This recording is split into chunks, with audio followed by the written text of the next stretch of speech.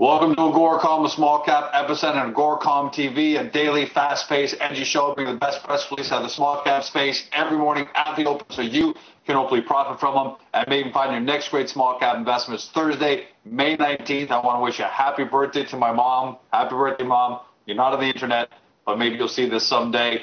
I got 6 great press releases for you. Let's get straight to them. First up, AGORACOM client, Extreme Biodiesel, trades in the stock symbol BRKM. This is a client of AGORACOM. We've disclosed that. We don't report on AGORACOM clients unless the news stands on its own 2 feet. Great news out of the company today. Assume I'm hugely conflicted, but you listen to this.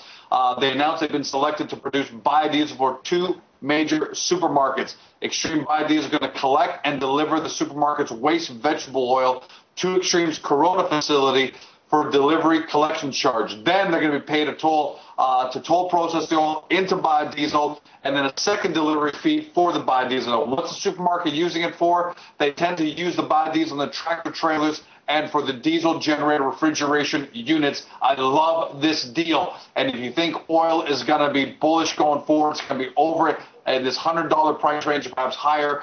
Biodiesel is the alternative, and Extreme Biodiesel has a great solution. Rick Carter, CEO of the company, said this: the large chain supermarkets are starting to understand the numerous benefits of using biodiesel by eliminating harmful emissions, reducing their fuel costs, increasing longevity of the diesel engine life, as well as converting their prior costs of disposing waste oil into a viable asset. It all makes sense. It's a great business. Congratulations to Rick and his team. The company closed yesterday at 12 cents. Activity started to pick up now because they've just started doing IR with AGORACOM over the last month. They're starting to get noticed.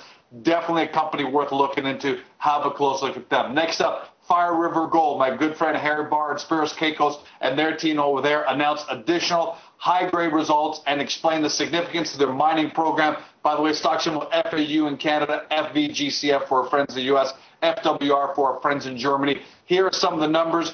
7.7 meters, 24 grams per ton gold, 24.7 grams per ton silver, 2.37% copper, 7.2 meters at 146.4 grams per ton of gold, 21.5 grams per ton of silver, 1.27% copper. Nice numbers there. If you don't know about Fire River, this is what you really need to know. They're focused on bringing their flagship property, this is where these drill results came from, the Nixon 4 gold mine, back into production in the summer of 2011.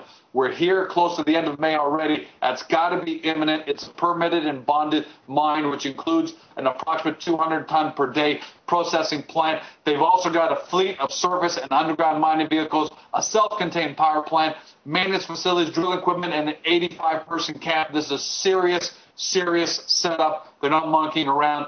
That warrants your further due diligence. Closed yesterday, 44.5 cents. 34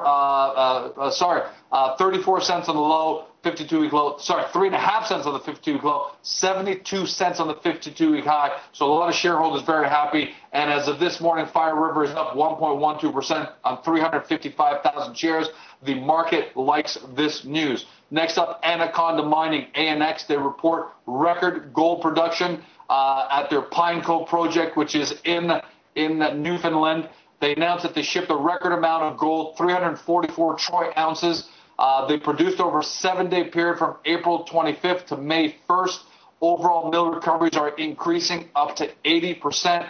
President CEO Dustin Angelo said, following up the record shipments in April with our largest single gold pour in the first week of May, demonstrates the continued progress at Pine Cove. At this rate, we expect May shipments to exceed April's volume. You can do the math there on the 344 ounces. Not a ton of money, but that's great cash flow. And if you're going to increase that number, might be a nice time to take a good look at them.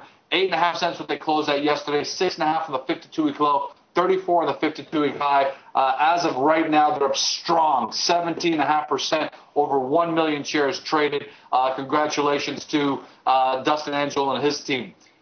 Kiska Metals, KSK, intersected, listen to this, 453 meters, averaging 0.72 grams ton of gold, 3.2 grams ton of silver, 0.12% copper. This is from the project in Alaska.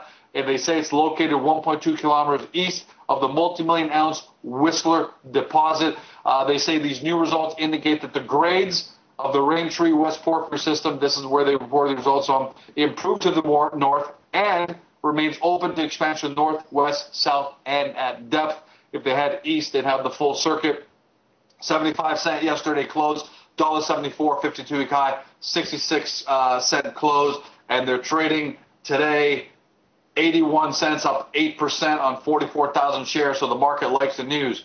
Next up, Galway Resources, GWY. They're announced that they hit 50 meters of 8.3 grams per ton of gold, including 29 meters of 13.6 grams per ton of gold. This is off their California property in Colombia. We'll report on that project a number of times.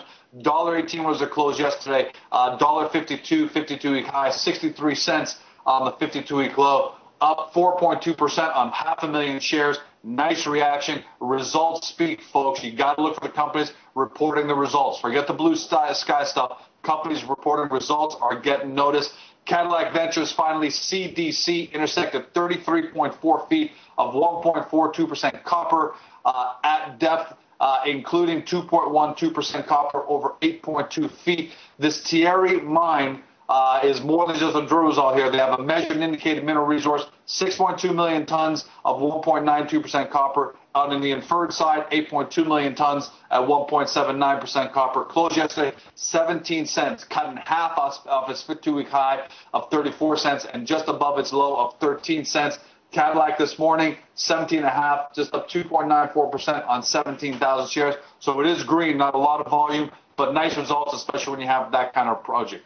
That's a wrap. As always, quality over quantity, 6 amazing stories for you. If you're watching this on Globe Investor and looking for more companies we've covered in the past few days, then look below me or to the left of me, depending on what page you're watching this inside of Globe. Otherwise, if you're not on the front page of AGORACOM, get there, watch the show on a daily basis, take a look at the best headlines somewhere right, and get into the marketplace to discover your next great small cap stock. That's a wrap. Have an amazing day. Happy birthday, Ma. See you all tomorrow.